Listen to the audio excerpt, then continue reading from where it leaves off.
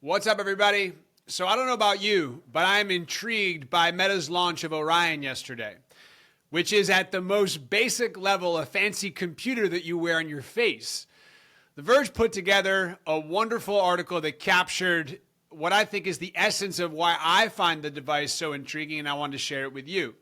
So number one, they don't have to displace our mobile phones just yet, but maybe they will. Here's the quote. Zuckerberg has been hyping up glasses that layer digital information over the real world, calling them the holy grail device that will one day replace smartphones. Zuckerberg imagines that people will want to use AR glasses like Orion for two primary purposes. One, communicating with each other through digital information overlaid on the real world, which he calls holograms, and interacting with AI. I kind of butchered that. So one, we're going to go back and do it again. Communicating with each other through digital information overlaid on the real world, which he calls holograms. And two, interacting with AI, which is obviously in part why I find it so exciting. Number two, it's a preview of the future before it's available, which is obviously very cool. Orion isn't a mirage. It's also not a product. It's somewhere in between. Here's where I'll note that my demo was on guardrails, says the author. There were computers to the side of the room that could trigger certain experiences for me.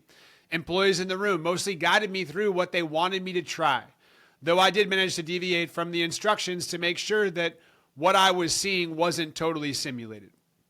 Number three, the device interprets your neural signals, which is kind of fascinating, needless to say. You control the glasses through a combination of eye tracking and hand tracking, voice, and the neural wristband, which loosely resembles a Fitbit without a screen.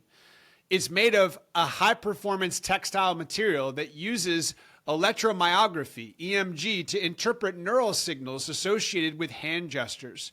In milliseconds, those signals are translated into input. It's not reading your thoughts, but kind of feels like it. And then number four, if this is going to be the iPhone moment for AR, as Steve Jobs would agree, it quote-unquote needs to look very good. I think we aspire to build things that look really good, Zuckerberg says. He recognizes that for AR glasses to work at scale, they need to function just as well when AR is turned off.